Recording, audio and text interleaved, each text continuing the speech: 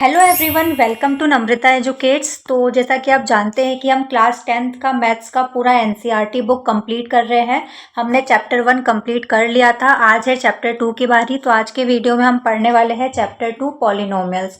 पूरी प्लेलिस्ट बन जाएगी, प्लेलिस्ट बनी हुई है, सारे वीडियोस देखने हैं। अभी हमने सिलेबस ओवरव्यू किया था, उसका वीडियो है और चैप्टर 1 का वीडियो है। तो आई बटन में लिंक आ रहा है प्लेलिस्ट का, आप जाकर देख सकते हो। तो चैप्टर 2 है पॉलिनोमियल्स, इसको हम कंप्लीट करेंगे। फॉर्मेट आपको पता होगा कि सबसे पहले हम देखते हैं कि उस पर्टिकुलर चैप्टर से कितने मार्क्स के क्वेश्चन पूछे जाने हैं, उसी के अकॉर्डिंग हम अपना पूरा चैप्टर कंप्लीट करते हैं। फिर हम पढ़ते हैं कंसेप्ट, पूरा बेसिक क्लियर होना बहुत ज़रूरी होता है। फिर हम सारे एग्जाम्पल्स पढ़ते हैं, एग्जाम्पल के साथ हम एनसीईआरटी की एक्सरसाइज के सारे क्वेश्चन सॉल्व करते हैं। एक भी क्वेश्चन हमको नहीं छोड़ना है। एनसीईआरटी के सारे ही क्वेश्चन बहुत ज़्यादा इंपॉर्टेंट है, इवन एग्जाम्पल्स भी, तो हमको कुछ भी नहीं छोड़ना है। उसके बाद हम देखते हैं कि प्रीवियस ईयर से पिछले सालों में किस तरह के क्वेश्चन पूछे गए हैं उस पर्टिकुलर चैप्टर से। तो कुछ क्वेश्चन मैं सॉल्व करवाऊंगी प्रीवियस ईयर वाले, और कुछ क्वेश्चन मैं आपको करने के लिए दूंगी। तो आपको होमवर्क करना है और ये वीडियो देखो तब भी आपको पेन पेपर लेकर बैठना है, साथ में सॉल्व करते जाना है। एक ही टाइप का एक क्वेश्चन मैंने समझाया है, सेकंड में करूंगी, तो आपको भी साथ में करना है एक बार समझने के बाद में। तो इस तरह का हमारा फॉर्मेट रहता है। तो हम स्टार्ट करते हैं। तो सबसे पहले हम देखते हैं कि चैप्टर 2 पॉलिनोमियल से कितने मार्क्स के क्वेश्चन पूछे जाने हैं। तो इसमें 4 नंबर के क्वेश्चन आएंगे बोर्ड एग्जाम में। 1 नंबर का एक क्वेश्चन आएगा और 3 नंबर का भी एक क्वेश्चन आएगा। 1 नंबर का एक क्वेश्चन और 3 नंबर का एक क्वेश्चन। इसी के अकॉर्डिंग हमको अपनी तैयारी करनी है, क्योंकि एक एमसीक्यू पूछा जाना है और एक 3 नंबर का एक क्वेश्चन आएगा। तो हम स्टार्ट करते हैं। सबसे पहले हम पढ़ते हैं कंसेप्ट। तो कंसेप्ट में हम देखते हैं कि चैप्टर का नाम क्या है। हमारे चैप्टर का नाम है पॉलिनोमियल। तो सबसे पहले हमको ये समझना ज़रूरी होता है कि पॉलिनोमियल होता क्या है। पॉलिनोमियल वो अलजेब्रिक एक्सप्रेशन होता है जिसकी कुछ integral non negative integral power होती है। नॉन नेगेटिव होना ज़रूरी है। एग्जाम्पल देखो, जैसे कि मैंने लिखा है यहाँ पर 2x² + 3। ये क्या है, यहाँ पर x की कोई नॉन नेगेटिव पावर है, मतलब ये क्या है, पॉलिनोमियल है। अब यहाँ पर मैंने लिखा है, मान लो x⁻⁻1 + 4। यहाँ पर x वेरिएबल की पावर क्या हो गई, नेगेटिव हो गई, मतलब ये पॉलिनोमियल नहीं है। ये पॉलिनोमियल है, मतलब जो वेरिएबल की पावर होनी चाहिए वो नॉन नेगेटिव इंटीग्रल पावर्स होनी चाहिए, तब बोलेंगे हम कि ये पॉलिनोमियल है। अब पॉलिनोमियल की कुछ इंपॉर्टेंट टर्म्स को भी समझ लेते हैं। जैसे कि मैं यहाँ पर एक पॉलिनोमियल लिखती हूँ, 4y² + 2y + 3, प्लस माइनस कुछ भी आ सकता है। तो यहाँ पर इस पॉलिनोमियल में कितनी टर्म है, तो एक टर्म ये हो गई, सेकंड टर्म ये हो गई, थर्ड टर्म ये हो गई। प्लस या माइनस के थ्रू टर्म्स अलग होती हैं। 4 और y अलग टर्म नहीं है, मल्टीप्लाई में टर्म्स को अलग अलग नहीं मानेंगे हम, प्लस और माइनस से ही टर्म्स अलग अलग होती है। तो इस पॉलिनोमियल में कितनी टर्म है, 1, 2 और 3 टर्म्स है इस पॉलिनोमियल की, ठीक है। और वेरिएबल के साथ में जो होते हैं उनको क्या बोलते हैं हम, कोफिशिएंट्स। y² का कोफिशिएंट क्या है, 4, y का कोफिशिएंट क्या है, 2, और जो बिना वेरिएबल के होता है उसको क्या बोलते हैं हम, कांस्टेंट। अब पॉलिनोमियल की कुछ डिग्री होती है, तो जो वेरिएबल की हाईएस्ट पावर होती है वो क्या होती है, पॉलिनोमियल की डिग्री। इसमें वेरिएबल की हाईएस्ट पावर क्या है, 2 है, तो इसकी डिग्री क्या हो जाएगी, 2। इस पॉलिनोमियल की डिग्री क्या हो जाएगी, 2। डिग्री के अकॉर्डिंग अलग अलग टाइप के पॉलिनोमियल्स होते हैं। जैसे कि जिस पॉलिनोमियल की डिग्री 1 होती है वो कौन सा पॉलिनोमियल होता है, लीनियर पॉलिनोमियल। जिस पॉलिनोमियल की डिग्री 2 होती है वो कौन सा पॉलिनोमियल होता है, क्वाड्रेटिक पॉलिनोमियल। जिस पॉलिनोमियल की डिग्री 3 होती है वो कौन सा होता है, क्यूबिक पॉलिनोमियल। ठीक है, ये याद रख लेना, वैसे तो इतना आएगा नहीं। अब हम देखते हैं इंपॉर्टेंट क्या है इसमें, zeros of the polynomial. Polynomial के जीरो क्या होते हैं, तो वेरिएबल की जिस वैल्यू को पुट करके आंसर 0 आ जाए, वेरिएबल की जिस वैल्यू को पुट करके आंसर 0 आ जाए वो क्या हो जाएगा, उसका जीरो ऑफ द पॉलिनोमियल। एक एग्जाम्पल से बताती हूँ।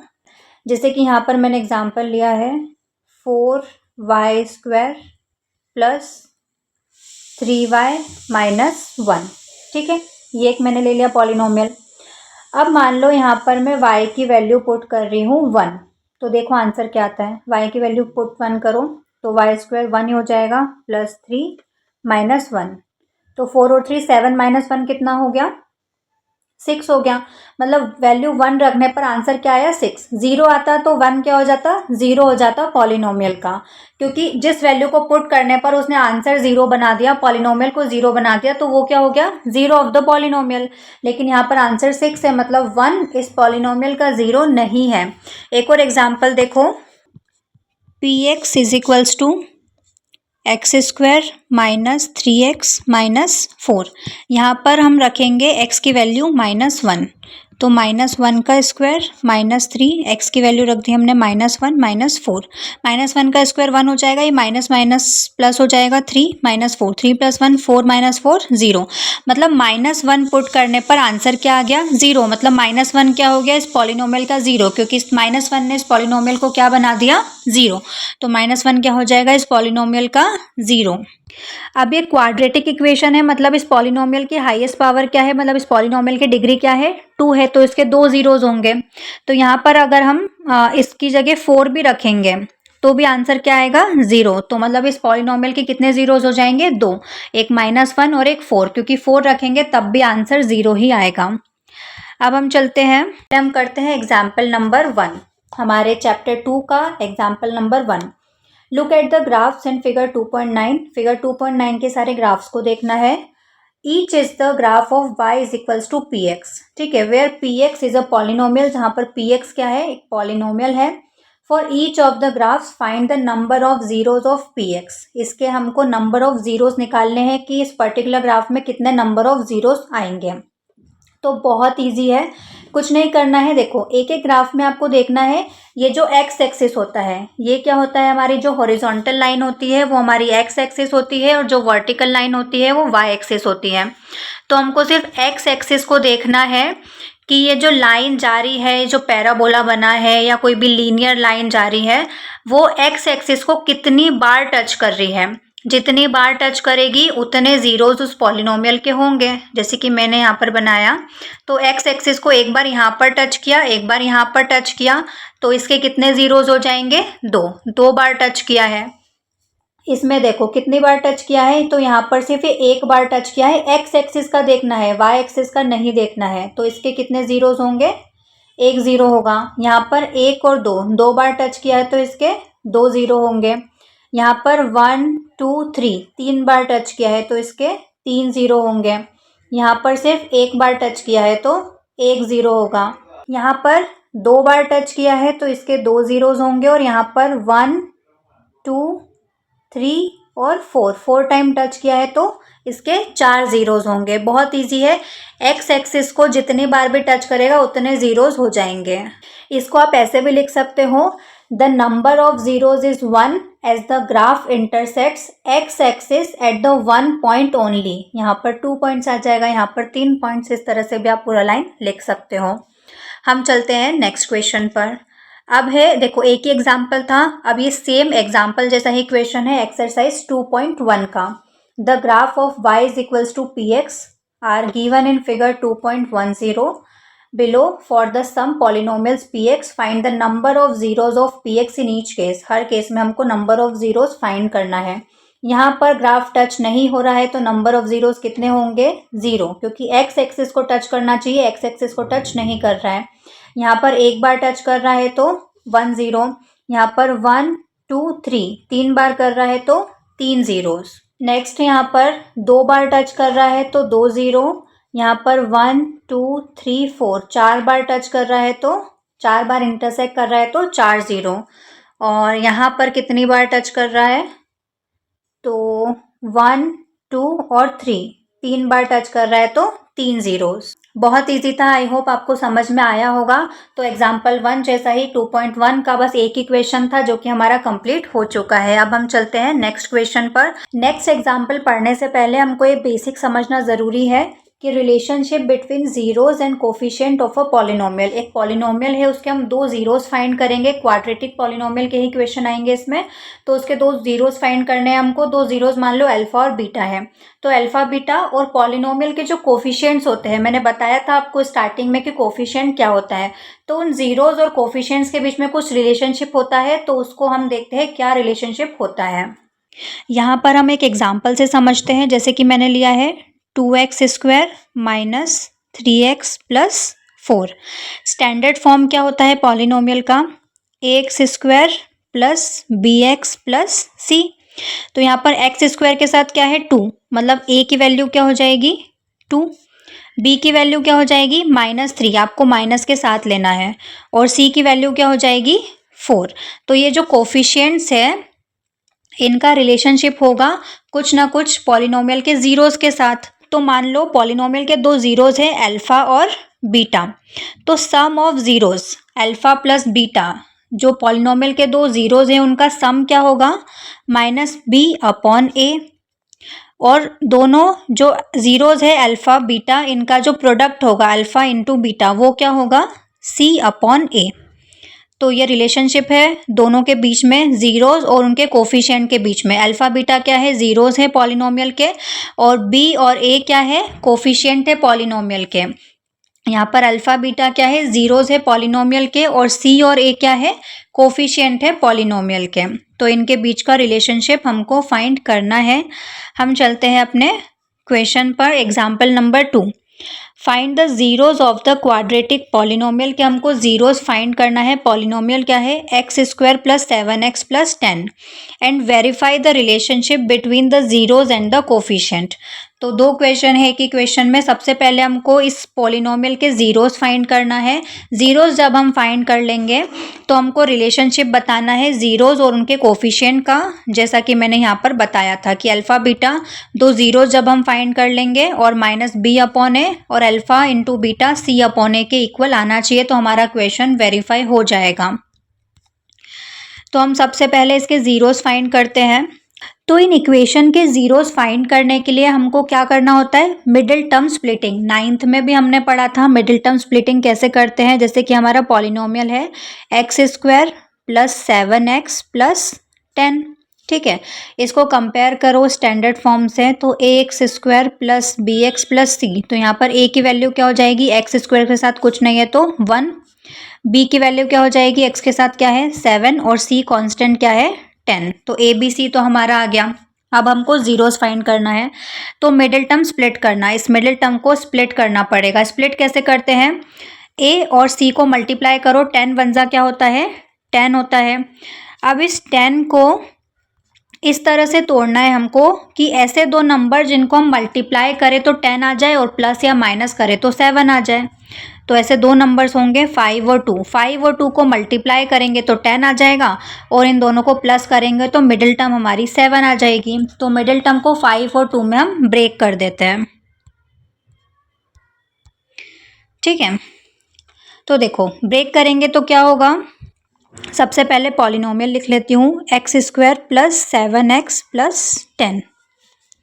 तो x² 7x को तोड़ दो 5x प्लस 2x में प्लस 10। अब इन दोनों में से क्या कॉमन आ रहा है? x, अंदर क्या बचा? x plus 5। इन दोनों में से क्या कॉमन आ रहा है? 2, अंदर क्या बचा? x plus 5। अब ये एक टर्म हो गई प्लस के एक साइड, और ये दूसरी टर्म हो गई। इन दोनों में क्या कॉमन है? x प्लस 5, और इधर से क्या बचा? x, और यहाँ से क्या बचा? प्लस 2। तो ये दो फैक्टर्स आ गए, x प्लस 5 और x प्लस 2। x प्लस 5, अब जीरोस निकालना है तो दोनों को जीरो के इक्वल पुट कर देंगे। प्लस 5 को उधर ले जाएंगे तो -5 हो जाएगा, और प्लस 2 को उधर ले जाएंगे तो -2। तो अल्फा की वैल्यू क्या आ गई? -5। तो एक जीरो तो क्या हो गया? -5, और बीटा की वैल्यू आ गई -2। तो दूसरा जीरो क्या हो गया? -2। तो दो जीरोस हमने फाइंड कर लिए, अल्फा और बीटा। ए बी सी की वैल्यू हमने यहाँ पर निकाली दी थी, ए बी और सी।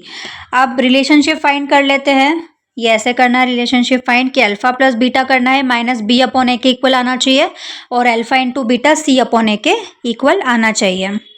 तो चलो फाइंड करते हैं, देखते हैं हमारा आंसर सही है या नहीं है, वेरीफाई कर लेते हैं।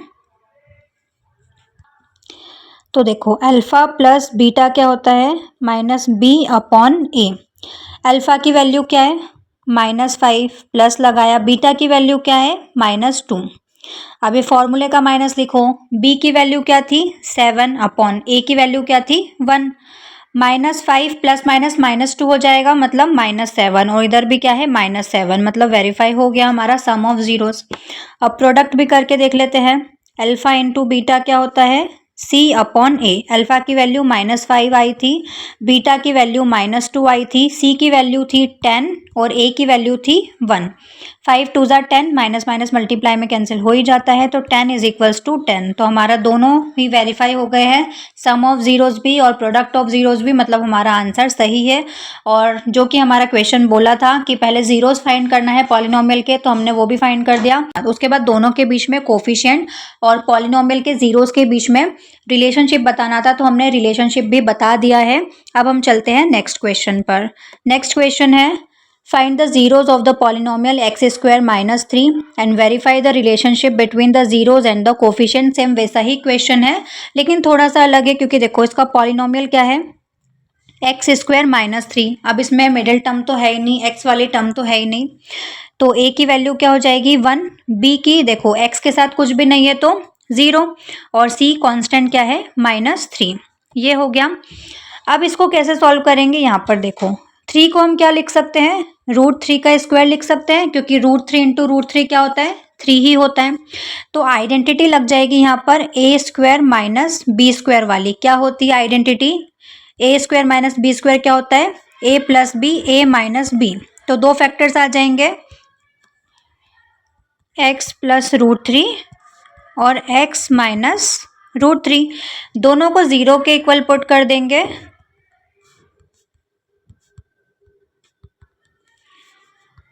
ठीक है, तो +3 उधर जाएगा तो माइनस का √3 हो जाएगा और ये माइनस का √3 उधर जाएगा तो प्लस का √3 हो जाएगा। तो अल्फा की वैल्यू क्या हो गई -√3 और बीटा की वैल्यू क्या हो गई √3। अब दो जीरोज हमने फाइंड कर लिए, अब हमको दोनों के बीच का रिलेशनशिप फाइंड करना है। तो अल्फा प्लस बीटा क्या होता है -b अपॉन ए।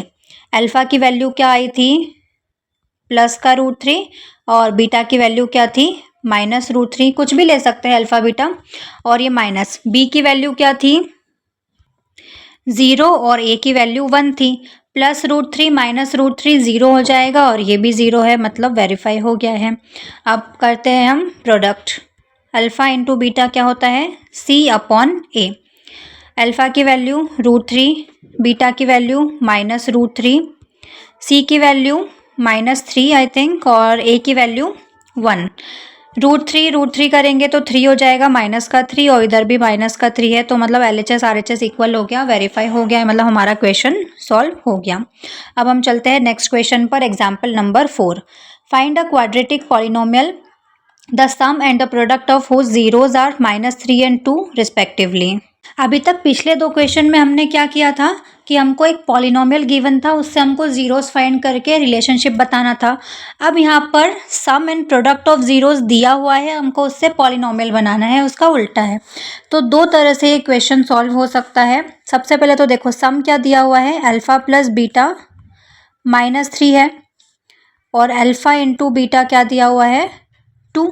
अल्फा प्लस बीटा क्या होता है -b अपॉन ए और alpha multiply beta product of zeros क्या होता है C अपॉन ए। स्टैंडर्ड फॉर्म क्या होता है हमारी इक्वेशन का, तो यहाँ पर a की वैल्यू क्या हो जाएगी 1, देखो ये नीचे कुछ नहीं है तो दोनों में a की वैल्यू 1 है। b की वैल्यू क्या हो जाएगी 3, यहाँ से b की वैल्यू 3, माइनस माइनस कैंसिल हो जाएगा और c की वैल्यू क्या हो जाएगी 2। अब हम आसानी से पॉलिनोमियल बना सकते हैं, क्योंकि हमारा स्टैंडर्ड फॉर्म क्या होता है ax square plus bx plus c।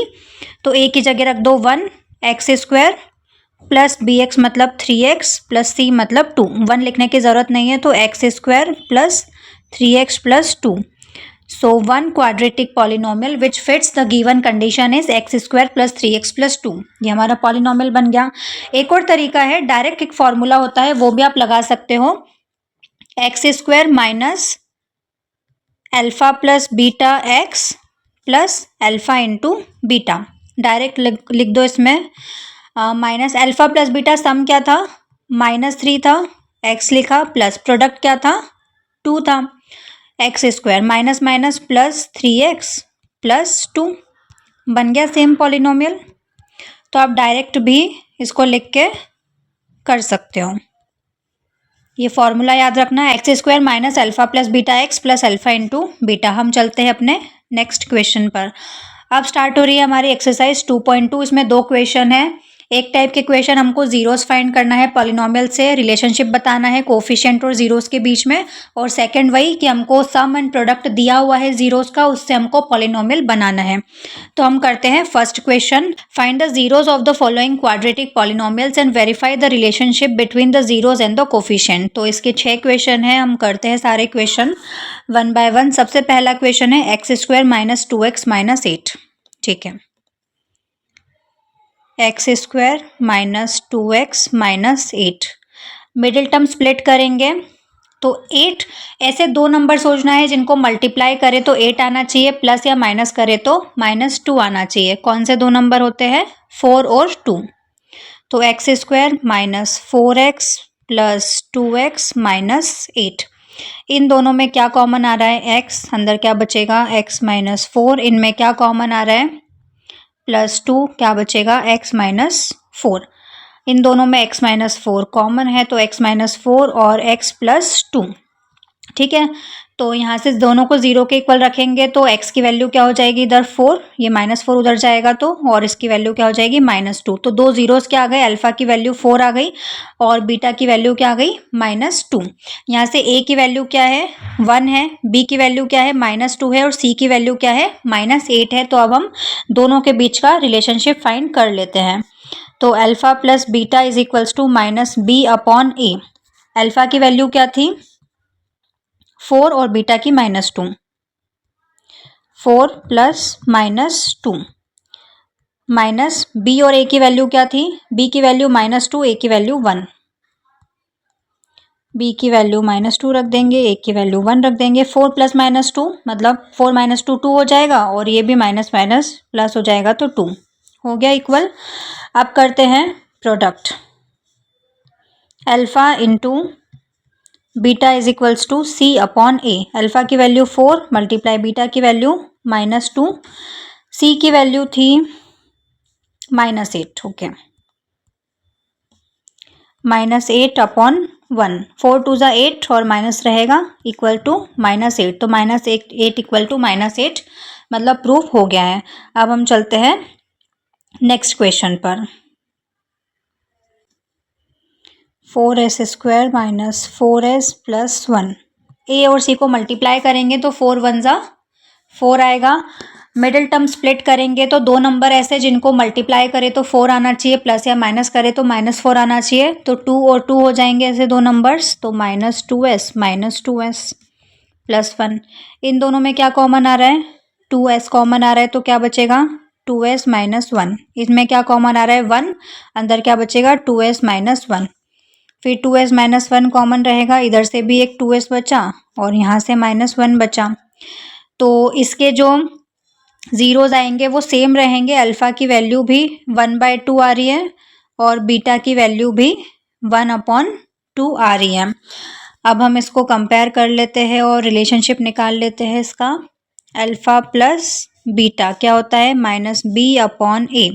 Alpha की वैल्यू 1/2 प्लस बीटा की वैल्यू 1/2 माइनस b की वैल्यू क्या थी, -4. a की वैल्यू 4. हाफ और हाफ कितना हो जाएगा, 1. ये 4 से 4 कैंसिल, माइनस माइनस प्लस हो गया तो 1. नेक्स्ट अल्फा इंटू बीटा क्या होता है, c अपॉन a. अल्फा की वैल्यू 1/2 मल्टीप्लाई बीटा की वैल्यू 1/2. c की वैल्यू 1, a की वैल्यू 4. 1 2 2 ज़ा 4. 1/4 इज इक्वल्स टू 1/4 मतलब हमारा आंसर सही है. अब हम चलते हैं नेक्स्ट क्वेश्चन पर. थर्ड है 6x² माइनस 3 माइनस 7x। तो देखो इसको हमको स्टैंडर्ड फॉर्म के अकॉर्डिंग हमको अरेंज कर लेना है। तो सबसे पहले हाईएस्ट पावर आती है, फिर 7x आ जाएगा और फिर -3।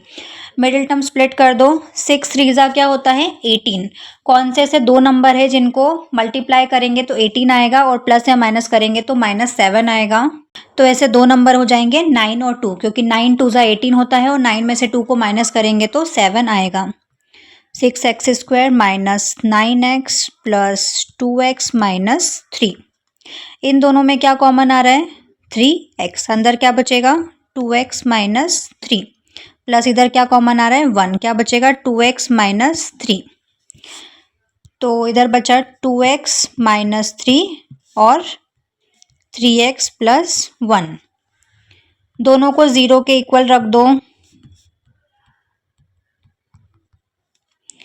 तो 2x इज इक्वल्स टू 3 उधर जाएगा, x इज इक्वल्स टू 3/2। तो अल्फ़ा की वैल्यू क्या आ गई 3/2 और ये x की वैल्यू हो जाएगी -1/3। मतलब बीटा की वैल्यू क्या हो गई -1/3।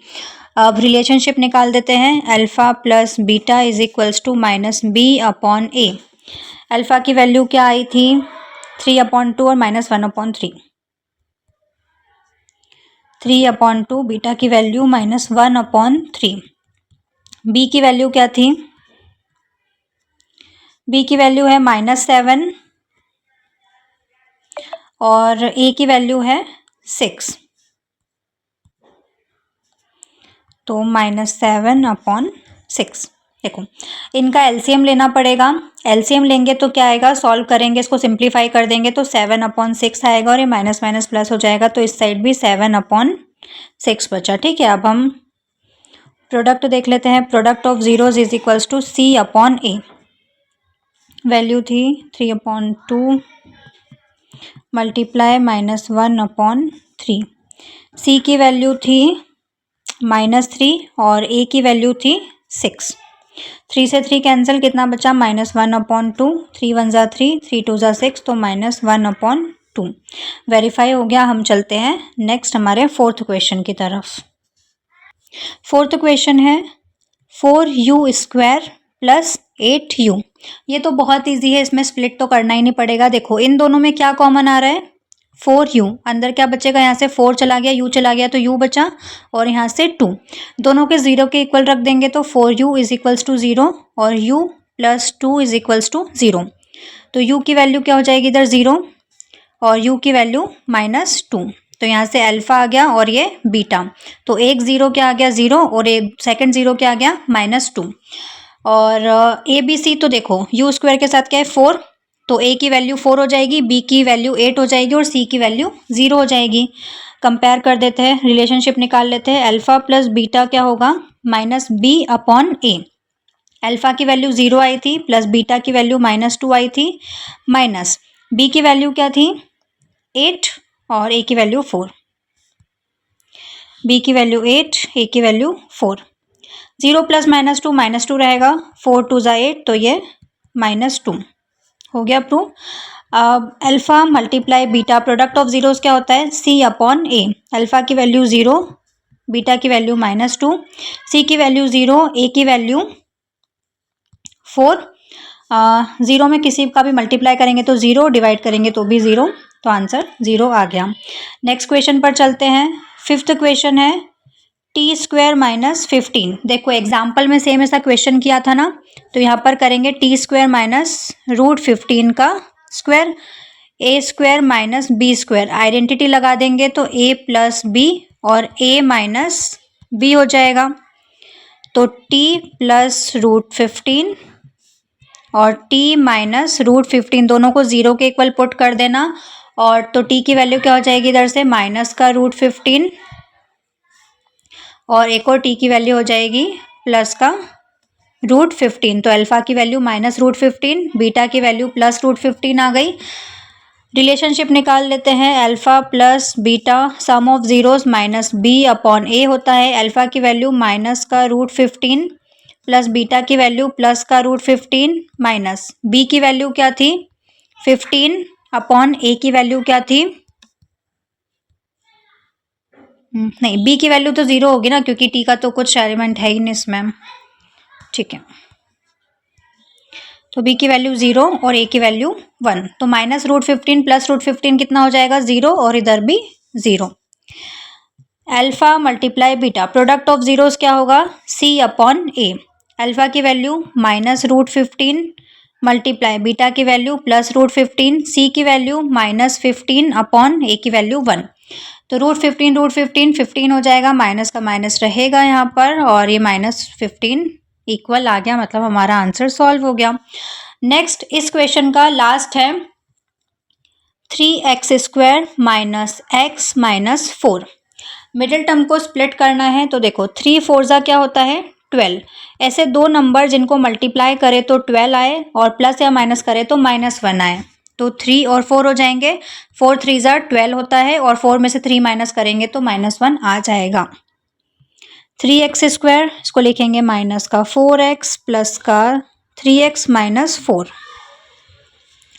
इन दोनों में कॉमन आ रहा है सिर्फ x, क्या बचेगा 3x - 4। इनमें कॉमन आ रहा है 1, क्या बचेगा 3x - 4। दोनों के पास है, कॉमन ले लो 3x - 4। यहाँ से क्या बचा x, यहाँ से क्या बचा +1। ठीक है, दोनों को 0 के इक्वल रख देंगे, तो 3x - 4 को 0 के इक्वल रखेंगे, और x + 1 को 0 के इक्वल रखेंगे, तो यहाँ से x की वैल्यू आ जाएगी 4/3। इक्वेशन सॉल्व करना आपको आता होगा, आप लोग 10th क्लास में हो। x की वैल्यू हो जाएगी -1, तो अल्फा की वैल्यू 4/3 और बीटा की वैल्यू -1। ए बी सी देख लो, a की वैल्यू 3,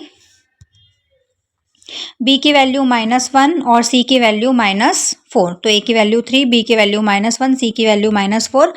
रिलेशनशिप निकाल देते हैं दोनों के बीच में, तो alpha plus beta is equals to -b/a। Alpha की वैल्यू क्या आई थी 4/3, 4/3 प्लस बीटा की वैल्यू -1 थी, माइनस बी की वैल्यू थी -1 और ए की वैल्यू 3, -1/3। देखो एलसीएम लेंगे तो कितना हो जाएगा 1/3, और इधर ये माइनस से माइनस कैंसिल हो जाएगा, तो कितना होगा 1/3। देखो इसको एलसीएम लेके सिंप्लीफाई आप कर लेना, आपको आना चाहिए, मैंने लास्ट लेक्चर में भी सिखाया था एलसीएम लेना। अब हम चलते हैं नेक्स्ट क्वेश्चन पर। नहीं, अभी इसका प्रोडक्ट बचा है, ठीक है, प्रोडक्ट निकालते हैं। Alpha multiply beta is equals to c/a। Alpha की वैल्यू 4/3 मल्टीप्लाई -1, सी की वैल्यू थी -4 और ए की वैल्यू 3, तो ये -4/3 हो जाएगा मल्टीप्लाई करके, और ये -4/3, मतलब हमारा प्रूव हो चुका है। क्वेश्चन नंबर 1 कंप्लीट हो गया है। अब हम चलते हैं क्वेश्चन नंबर 2 की तरफ।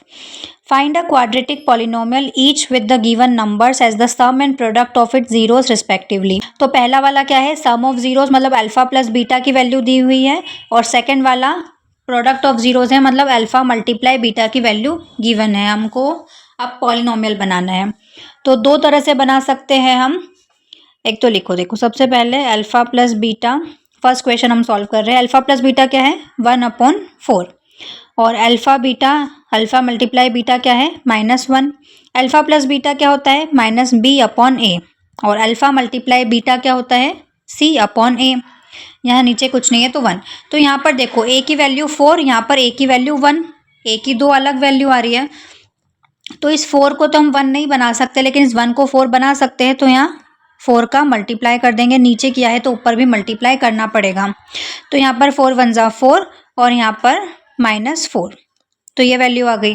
तो यहाँ से a की वैल्यू क्या हो गई 4, b की वैल्यू हो गई, यहाँ से देखो -1, और c की वैल्यू हो गई -4। बना दो पॉलिनोमियल। स्टैंडर्ड क्या होता है ax² plus bx plus c। a की वैल्यू क्या आई थी 4, तो 4x², ठीक है। b की वैल्यू क्या आई थी -1, तो माइनस का x, और c की वैल्यू क्या आई थी -4, तो माइनस का 4। ये पॉलिनोमियल बन गया। डायरेक्ट भी बना सकते हो, जैसा कि मैंने फॉर्मूला बताया था, x² minus alpha plus beta x plus alpha into beta. X square लिखा माइनस अल्फ़ा प्लस बीटा की वैल्यू 1/4 थी, एक्स लिखा, प्लस अल्फ़ा इंटू बीटा की वैल्यू क्या थी, -1। तो यहाँ से हो जाएगा x square minus 1/4 x minus 1। इस पूरी इक्वेशन में 4 को मल्टीप्लाई कर देंगे तो 4x स्क्वायर, यहाँ से 4 कैंसिल हो जाएगा और यहाँ पर 4 बन गई सेम इक्वेशन। तो इजीली ऐसे इस फॉर्मूले से भी हम बना सकते हैं या फिर वैसे भी हम सॉल्व कर सकते हैं। तो दोनों ही तरीके हैं आपके पास, कैसे भी आप सॉल्व कर सकते हो। मार्क्स में भी देख लेना कितने मार्क्स का आया है। वैसे तो ये 3 मार्क्स का आने के चांसेस बहुत कम है, लेकिन अगर आ गया तो वैसे कर देना जैसे अभी मैंने फर्स्ट मेथड ये वाला बताया था, इस तरह से। या फिर अगर 1 मार्क का आया है, ये क्वेश्चन MCQ वगैरह में आया है, तो आप डायरेक्ट इसको ऐसे भी कर सकते हो, ये फॉर्मूला लिख के। इसी का सेकंड पार्ट सॉल्व करते हैं। सेकंड है √2 और 1/3, मतलब अल्फ़ा प्लस बीटा की वैल्यू क्या गिवन है, √2, और अल्फ़ा इंटू बीटा की वैल्यू क्या गिवन है, 1/3। एक बार और वैसे बता देती हूँ, अल्फ़ा प्लस बीटा क्या होता है, -b/a, और इसकी वैल्यू गिवन है √2, नीचे कुछ नहीं है तो 1। अल्फ़ा इंटू बीटा क्या होता है, c/a, इसकी वैल्यू गिवन है 1/3। यहाँ पर देखो a की वैल्यू 1 है और यहाँ पर 3 है, तो इसको हम 3 बना लेंगे। 3 बनाने के लिए नीचे और ऊपर न्यूमरेटर और डिनोमिनेटर दोनों में 3 का मल्टीप्लाई कर देंगे। तो ये क्या बन जाएगा, 3 × 1 = 3 और ये 3/√2। तो यहाँ से a की वैल्यू क्या आ गई, 3 आ गई, b की वैल्यू क्या आ गई, माइनस का 3√2, और c की वैल्यू क्या आ गई, 1। पॉलिनोमियल बना लेंगे ax² plus bx plus c। a की वैल्यू थी 3, तो ये हो जाएगा 3x² प्लस b की वैल्यू थी -2√3x प्लस c की वैल्यू थी 1। तो ये हो जाएगा हमारा polynomial 3x² minus 2√3x plus 1। Formula लगा के देख लो एक बार, x² sum of zeros x plus product of zeros, x²। Sum of zeros क्या है, √2, और प्रोडक्ट ऑफ ज़ीरोस क्या है, 1/3। तो x² माइनस √2x प्लस 1/3।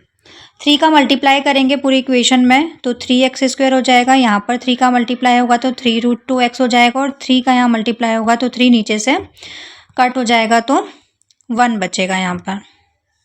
तो ये हमारा पॉलिनोमियल बन गया एज इट इज़, सेम ही आंसर आएगा, आप कैसे भी कर सकते हो। अब हम चलते हैं हमारे थर्ड क्वेश्चन की तरफ। इसी का थर्ड पार्ट है 0 और √5, मतलब अल्फ़ा प्लस बीटा की वैल्यू 0 है और alpha into beta product of zeros क्या है, √5। देखो अल्फ़ा प्लस बीटा मतलब -b/a, तो क्या होगा 0/1। अल्फ़ा इंटू बीटा मतलब c/a क्या है, √5/1। तो देखो a की वैल्यू 1 ही है तो कुछ भी मल्टीप्लाई डिवाइड करने की ज़रूरत नहीं है, तो a की वैल्यू 1 हो जाएगी, b की वैल्यू 0 है और c की वैल्यू √5। बना लो ax² plus bx plus c। a की वैल्यू 1 तो x² हो जाएगा, प्लस b की वैल्यू 0x प्लस c की वैल्यू √5। तो ये टर्म को हटा देना, 0 वाली है तो x² प्लस √5 ये हमारा पॉलिनोमियल बन गया। फॉर्मूला से भी बता देती हूँ एक बार, x² minus sum of zeros x plus product of zeros, x²। Sum of zeros क्या गिवन था, 0 ही था, और प्रोडक्ट ऑफ ज़ीरोस क्या था, √5। तो ये 0 वाला टर्म हटा देना, तो x² प्लस √5 ये बन गया हमारा पॉलिनोमियल। नेक्स्ट है fourth 1 and 1। Alpha plus beta भी 1 है, अल्फ़ा इंटू बीटा भी 1 है, तो अल्फ़ा प्लस बीटा क्या होता है, -b/a, तो ये हो जाएगा 1/1। और अल्फ़ा इंटू बीटा मतलब c/a क्या है, 1/1। यहाँ देखो a की वैल्यू तो क्या हो जाएगी 1, c की वैल्यू भी 1 और b की वैल्यू -1। ईजी है, हम बना लेते हैं अपना polynomial ax² plus bx plus c। a की वैल्यू 1 थी तो x² हो जाएगा, b की वैल्यू -1 थी तो -1x, और c की वैल्यू 1, तो x² ये -x हो जाएगा प्लस 1। फॉर्मूला से भी बता देती हूँ, X square minus sum of zeros X plus product of zeros X square. Sum of zeros क्या है 1, मतलब 1x हो जाएगा, प्लस प्रोडक्ट ऑफ ज़ीरोस 1 है तो 1। ये पॉलिनोमियल हमारा बन गया। नेक्स्ट देखते हैं इसका फिफ्थ पार्ट, -1/4 एंड 1/4। तो अल्फ़ा प्लस बीटा होता है -b/a, मतलब -1/4, और अल्फ़ा इंटू बीटा होता है c/a, मतलब 1/4। तो यहाँ पर देखो a की वैल्यू 4 है दोनों जगह, तो a की वैल्यू 4 हो जाएगी, b की वैल्यू 1 हो जाएगी क्योंकि माइनस से माइनस कैंसिल हो जाएगा, और c की वैल्यू भी 1 हो जाएगी। तो a की वैल्यू 4, b और c की वैल्यू 1 और 1। पॉलिनोमियल बना लेते हैं ax² plus bx plus c। a की वैल्यू 4 मतलब 4x², b की वैल्यू 1 तो x हो जाएगा, c की वैल्यू भी 1 थी। तो ये हमारा पॉलिनोमियल बन गया। अब एक और बता देती हूँ फॉर्मूला से भी। तो x² minus sum of zeros x plus product of zeros x²। Sum of zeros क्या था -1/4x plus product of zeros 1/4। देखो x² minus minus plus 1/4x हो जाएगा प्लस 1/4। मल्टीप्लाई कर देंगे 4 का तो ये 4x² हो जाएगा। यहाँ पर 4 नीचे था तो ये 4 एलिमिनेट हो जाएगा और यहाँ से भी 4 हट जाएगा तो 1। तो 4x² प्लस x प्लस 1 बन गया। अब इसी सेकंड क्वेश्चन का लास्ट पार्ट बचा है बस 4 और 1, मतलब अल्फ़ा प्लस बीटा की वैल्यू 4 है और अल्फ़ा इंटू बीटा की वैल्यू 1 है। Alpha plus beta minus b/a, तो 4 अपॉन कुछ नहीं है तो 1, अल्फ़ा इंटू बीटा c/a 1, और नीचे कुछ नहीं है तो 1। तो a की वैल्यू कितनी हो जाएगी 1, b की वैल्यू -4 और c की वैल्यू 1। देखो b के साथ यहाँ माइनस है और यहाँ पर नहीं है तो ये माइनस इधर लग जाता है, तो b की वैल्यू -4 होगी। a की वैल्यू 1, b की वैल्यू -4 और c की वैल्यू 1। पॉलिनोमियल बना लेते हैं ax² plus bx plus c। a की वैल्यू 1 थी तो मतलब 1x², लिखने की ज़रूरत नहीं है 1। b की वैल्यू -4 और x रहेगा और c की value 1। x² plus minus minus का 4x प्लस 1, तो हमारा पॉलिनोमियल बन गया x² minus 4x plus 1। Formula से भी बता देती हूँ, x² minus sum of zeros x plus product of zeros x²। Sum of zeros क्या था 4x plus product of zeros 1 था।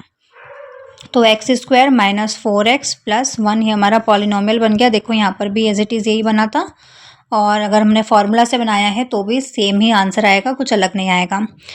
तो ये हमारा कंप्लीट हो गया है। फर्स्ट सेकंड एक्सरसाइज 2.2 भी हमारी कंप्लीट हो गई है।